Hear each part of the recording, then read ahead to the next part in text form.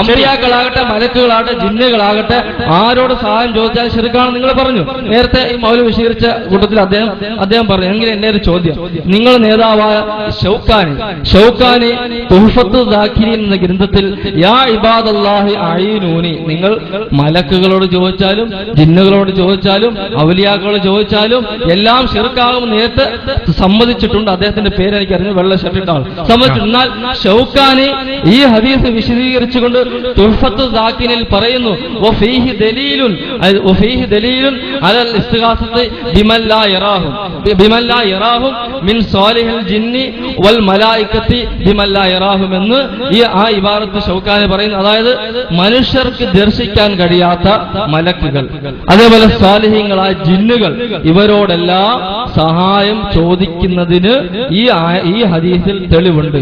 ഷൗക്കാനി നിങ്ങൾ വിശ്വാസം അനുസരിച്ച് കാഫിറാണോ അല്ല ഇത് ശരി മനസ്സിലായി. ഷൗക്കാനിയെ സംബന്ധിച്ച് ചോദിക്കുന്നത് നേരത്തെ പറഞ്ഞു. എന്താ ഷൗക്കാനി പറഞ്ഞത്? കണ്ണിൽ കാണാത്തവരോട് സഹായം തേടാം, അഥവാ കണ്ണിൽ നിന്ന് മറഞ്ഞു നിൽക്കുന്നവരോട് സഹായം തേടാം എന്ന് ഈ ഹദീസിൽ ഉണ്ട്, തെളിവ് പിടിക്കാം എന്ന്. എന്താണ് ഇതിന്റെ അർത്ഥം? കണ്ണുകൊണ്ട് കാണാത്തവരോട് സഹായം തേടാൻ പാടില്ല എന്ന് ആരാ പറഞ്ഞത്? ഒരാളെ സംബന്ധിച്ചിടത്തോളം ലളിതമായി പറഞ്ഞു തരാം. ഒരാൾ കുളിക്കാൻ ബാത്റൂമിലേക്ക് കയറി, അങ്ങനെ വാതിലടച്ചു, സോപ്പ് തീർന്നുപോയി, ഭാര്യ അടുക്കളയിൽ, ഭാര്യയെ കാണുന്നില്ല. ആ ഭാര്യ വിളിച്ച് സോപ്പെടുക്കൂ എന്ന് പറഞ്ഞാൽ കാണാത്ത ഭാര്യയോട് സഹായം തേടുകയാണ്. പക്ഷെ ഇയാൾക്കറിയാം എന്റെ ശബ്ദം കേൾക്കുന്ന പരിധിയിൽ ആരുണ്ട്? ഭാര്യയുണ്ട്, കണ്ണുകൊണ്ട് കാണുന്നില്ല. അങ്ങനെ കണ്ണുകൊണ്ട് കാണാത്തവരോട് സഹായം തേടാം എന്ന് ഈ ഹദീസിലുണ്ട്. കാണാത്തവരോട് സഹായം തേടാം, അതിനിപ്പോ ആർക്കും തർക്കില്ല. ആർക്കാ തർക്കം? ഒരാൾ കുളിമുറി ഇരിക്കുമ്പോ ഭാര്യ അടുക്കലാണ്, എന്റെ ശബ്ദം കേൾക്കുന്ന പരിധിയില്ല ഭാര്യയുള്ളത്, മോളെ ആ സോപ്പിംഗ് എടുക്ക് എന്ന് പറഞ്ഞാൽ ഒരിക്കലും അത് തെറ്റല്ല, ഒരിക്കലും അത് കുറ്റകരമല്ല എന്നാണ് പറഞ്ഞത്. അതുപോലെ തന്നെ ഇപ്പോ ഒരു സ്ഥലത്ത് മലക്കുണ്ട്, മലക്കിന്റെ സാന്നിധ്യമുണ്ട്, പക്ഷേ മലക്കിനെ കാണുന്നില്ല. എന്നാൽ മലക്കിനോട് ചോദിക്കാമോ? ഒരു പ്രശ്നവുമില്ല. ഹാജറ ബീവി ആ മക്കയിൽ അകപ്പെട്ടുപോയ ഘട്ടത്തിൽ ജിബ്രീൽ വന്നു, ജിബ്രീലിന്റെ ശബ്ദം കേട്ടു, അവിടെ ജിബ്രീൽ ഉണ്ടെന്നറിഞ്ഞു. ആ ഹാജറ ബീവി പറഞ്ഞു, നീ സഹായിക്കുമെങ്കിൽ എന്നെ സഹായിക്ക്, അവിടെ ഒരു ശബ്ദമുണ്ട്, ശബ്ദം കേൾക്കുന്ന പരിധിയിലൊന്നുണ്ട് എന്ന് മനസ്സിലാക്കിയിട്ട് എന്നെ സഹായിക്കുമെങ്കിൽ സഹായിക്കൂ എന്ന് പറഞ്ഞാൽ അത് തെറ്റാണ്, അത് കുറ്റകരമാണ് എന്ന് ഒരാളും പറഞ്ഞിട്ടില്ല, പറയുകയും ഇല്ല. അപ്പൊ കണ്ണുകൊണ്ട് കാണാത്തതിനോട് അതിന്റെ സാന്നിധ്യം ഉറപ്പിച്ച് താൻ കേൾക്കുന്നിടത്ത് അതുണ്ട് എന്ന് മനസ്സിലാക്കിയിട്ട് അവരോട് എന്തെങ്കിലും സഹായം തേടാമോ? അത് തെറ്റല്ല, കുറ്റകരമല്ല എന്ന് കിട്ടും എന്നാണ് ഈ ഹദീസിന്റെ അടിസ്ഥാനത്തിൽ ഷൗക്കാനി പറഞ്ഞിട്ടുള്ളത്. അതുകൊണ്ട് ഞങ്ങളെ സംബന്ധിച്ചിടത്തോളം അതിൽ തർക്കിക്കേണ്ട കാര്യം ഇല്ല, അഭിപ്രായ വ്യത്യാസം ഉണ്ടാകേണ്ട കാര്യമില്ല, അഭിപ്രായ വ്യത്യാസം പറയേണ്ട കാര്യമില്ല. നേരെ മറിച്ച് കണ്ണുകൊണ്ട് കാണാത്തൊന്നിനോട് സഹായം തേടാമോ ഇല്ലയോ എന്നല്ല നമ്മെ സംബന്ധിച്ച തർക്കം. ഇനി സാക്ഷാൽ മുഹീദ്ദീൻ ശൈഖ് തന്നെ നമ്മൾ അതിനപ്പുറത്ത് നിൽക്കുന്നുണ്ട്. ഇവിടുന്ന് ഞാൻ മൈക്കിലൂടെ പറഞ്ഞ മുഹീദ്ദീൻ ശൈഖ് അവിടുന്ന് കേൾക്കുകയാണെന്ന് വിചാരിക്കുക. ഓ മുഹീദ്ദീൻ ശൈഖ് സുഖാണോ, ഒന്നിങ്ങ് വന്ന് മുയിലാർക്കൊന്ന് മറുപടി പറയോ എന്ന് ചോദിച്ചാൽ അത് തെറ്റാണ് എന്ന് ഞങ്ങൾക്ക് വാദമില്ല. ഇവിടെ കണ്ട് കാണാൻ കഴിയാത്ത ആ പരിധിയിൽ, ശബ്ദം കേൾക്കുന്ന പരിധിയിൽ ആരുണ്ട്? ആ വ്യക്തിയുണ്ട്. എങ്കിൽ അയാളോട് ചോദിക്കാം. ഇനി മൂസ മുസ്ലിയാർ തന്നെ പുറത്തേക്ക് പോയി, മൂസ മുസ്ലിയാരെ നിങ്ങൾ പോവുകയാണോ എന്ന് നിങ്ങളെ കാണാതെ ഞാൻ വിളിച്ചു ചോദിച്ചാൽ മൂസ മുസ്ലിയാർ പുറത്തുനിന്ന് ഉത്തരം നൽകിയാലും ഇല്ലെങ്കിലും അതിലൊരു തെറ്റുമില്ല, ഒരു കുറ്റവുമില്ല. അത് ഷൗക്കാനി പറഞ്ഞു.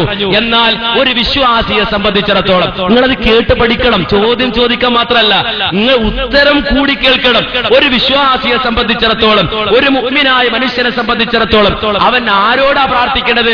ജിന്നിനോട് പ്രാർത്ഥിക്കാൻ പറ്റില്ല, മലക്കിനോട് പ്രാർത്ഥിക്കാൻ പറ്റില്ല, അതുപോലെ പടപ്പുകളോട് പ്രാർത്ഥിക്കാൻ പറ്റില്ല, അല്ലാത്തൊരു പടപ്പിനോടും പ്രാർത്ഥിക്കാൻ പറ്റില്ല. ഇത് അടിസ്ഥാനപരമായ കാര്യമാണ്. രണ്ടു തരത്തിലുണ്ട് കാര്യം. ഒരു കാര്യം കൂടി ക്ലിയർ ആക്കിക്കോ, രണ്ടു തരത്തിലുണ്ട് കാര്യം. ഒന്ന്, അള്ളാഹുവിനോട് മാത്രം ചോദിക്കേണ്ട കാര്യങ്ങൾ, അത് പടപ്പുകളോട് ചോദിക്കാൻ പറ്റൂല, ഒരു ജിന്നിനോടും ചോദിക്കാൻ പറ്റൂല, ഒരു മലക്കിനോടും ചോദിക്കാൻ പറ്റൂല, ഒരു മനുഷ്യരോടും ചോദിക്കാൻ പറ്റൂല. അള്ളാഹിനോട് മാത്രം ചോദിക്കേണ്ട കാര്യങ്ങളുണ്ട്. എന്നാൽ മനുഷ്യരോട് ചോദിക്കാവുന്ന കാര്യങ്ങളുണ്ട്, അത് മനുഷ്യരോട് ചോദിക്കാം. മനുഷ്യരോട് ചോദിക്കേണ്ട കാര്യം മനുഷ്യരോട് ചോദിക്കാം, അള്ളാഹ് അനുവദിച്ച പരിധിയിൽ നിന്നുകൊണ്ട്. ഞാൻ മൂസ മുസ്ലിയാരോട് കാണുകയാണ്, ആ ഒരു 10 രൂപ തരൂ, മൂസ മുസ്ലിയാർക്ക് തരാൻ കഴിയും പോക്കറ്റിനെടുത്ത്, അത് ചോദിക്കാം, അനുവദനീയമാണ്. തആവനു അലൽ ബിർരി വത്തഖ്വ എന്ന് പറഞ്ഞ ആ പരസ്പരമുള്ള സഹായം അതിന്റെ പരിധിയിൽ വരുന്നതാണ്.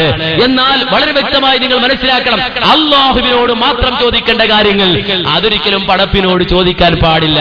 അത് നിങ്ങൾ അമ്പിയാക്കന്മാരോട് ചോദിക്കാണ്, ഔലിയാക്കന്മാരോട് ചോദിക്കാണ്, അതുപോലെ ജിന്നുകളോട് ചോദിക്കുകയാണ്, സ്വാലിഹുകളായ ജിന്നുകളോട് നിങ്ങൾ ചോദിക്കുകയാണ്.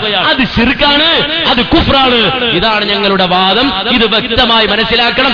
അതുകൊണ്ട് ശൗക്കാനി മുശ്രിക്കാണോ അല്ലേ, അയാളുടെ ഏത് ജാതിപ്പെട്ടതാണ്, താലൂക്ക് ഓഫീസിൽ സർട്ടിഫിക്കറ്റ് വാങ്ങണം എന്ന് സൂചിപ്പിച്ചുകൊണ്ട് നിങ്ങൾ തൊട്ടിട്ടില്ല എങ്കിൽ കേട്ടോ, അദ്കാറിന്റെ ശറഹായ വ്യാഖ്യാന ഗ്രന്ഥമായ ഇബ്നു ഹാഫിദ് ഇബ്നു അല്ലാൻ റളിയല്ലാഹു അൻഹു ഞാൻ പറഞ്ഞ യാ ഇബാദല്ലാഹി അഈനൂനി എന്ന ഹദീസ് വിശദീകരിച്ചുകൊണ്ട് പറയുന്നു, മലക്കുകളോട് ജിന്നുകളോട് സഹായം ചോദിച്ച് ശിർക്കാൻ നിങ്ങൾ സമ്മതിച്ചു. എന്നിട്ട് ഷൗക്കാനി അങ്ങനെ പറ്റുമെന്നും പറയുന്നു. ഷൗക്കാനെ പറ്റി അതിന് നിങ്ങൾ മറുപടിയും പറഞ്ഞില്ല.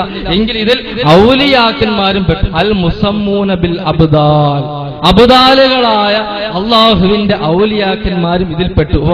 മലക്കുകളോട് ചോദിക്കുന്ന പോലെയാണ് കുളിക്കാൻ ഒരു വ്യക്തി സോപ്പ് ചോദിക്കുന്നത്. എന്താ മൗലവി, സാധാരണക്കാർ തിരിയൂലേ? അതൊരിക്കലും ഞങ്ങൾ മലക്കുകളോട് ചോദിക്കൽ ശിർക്കാണ്, ജിന്നുകളോട് ചോദിക്കൽ ഔലിയാക്കളോട് ചോദിക്കൽ ശിർക്കാണ് നിങ്ങൾ പറഞ്ഞത്.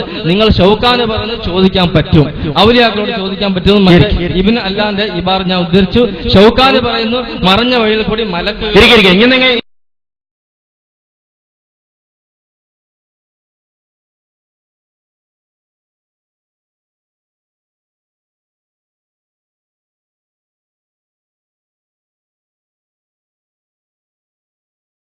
എന്ന് വെച്ചാൽ ബന്ധപ്പെട്ട ഒരു വ്യക്തി ഉണ്ട്, അവിടെയും കൂടി അപേക്ഷിക്കാൻ പാടില്ല. ആരാണ് ആ വ്യക്തി? കാറ്റിന്റെ കാര്യത്തിൽ അള്ളാഹു കൽപ്പിച്ചാക്കിയ മീക്കായിൽ എന്ന മലക്ക്, ഈ ഇസ്ലാമിന്റെ അഖീദയിൽപ്പെട്ടതാണ്. ആ മീക്കായിൽ എന്ന മലക്കിനോട് ബഹുമാനപ്പെട്ട മീക്കായിൽ എന്ന മലക്ക്, ഈ കാറ്റ് ഇത്ര ശക്തിയായിട്ട് ഈ തെങ്ങ് എന്റെ വീട്ടിന്റെ നേരെ ചാഞ്ഞു വന്നിട്ട് അത് പറഞ്ഞു വീണാൽ കാര്യം അപകടമായി പോകുമല്ലോ, അതുകൊണ്ട് അതിന്റെ ശക്തി ഒന്ന് ലഘുവാക്കണേ, അതല്ലെങ്കിൽ വേറെ വഴിക്ക് തിരിച്ചുവിടണേ എന്നിങ്ങനെ ഈ മീക്കായിൽ എന്ന മലക്കിനെ വിളിച്ച് അപേക്ഷിക്കാൻ പാടുണ്ടോ? പാടില്ല എന്നാണ് അവിടെ പറയുന്നത്. ഇതൊന്നുമല്ലാതെ യാതൊരു ബന്ധമില്ലാത്ത ചില ആളുകളെ വിളിച്ച് തേടുന്നത് വിഡിത്തം പോയത്തല്ലേ അത്. ഇവിടെ ഒരു വകണ്ട് പറയാൻ, പക്ഷെ അത് പാടില്ല. എന്തുകൊണ്ട് പാടില്ല? അള്ളാഹു വിരോധിച്ചതുകൊണ്ട്.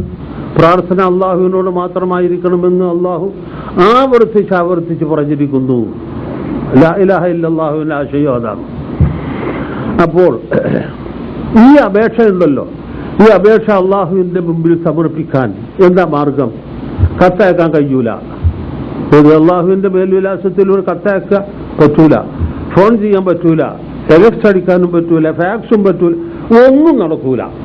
പിന്നെ എന്താ പണി?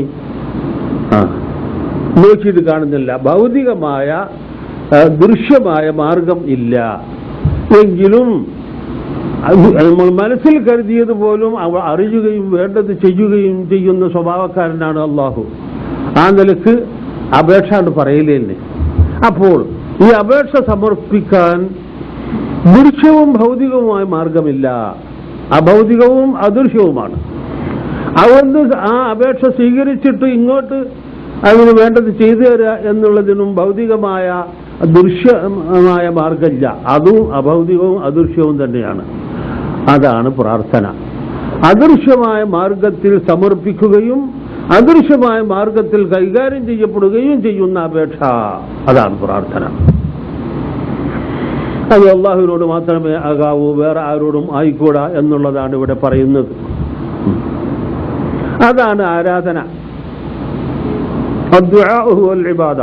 വളരെ കാര്യമായി നിങ്ങളിത് പഠിച്ചോളി. ഇതാണ് ആരാധന.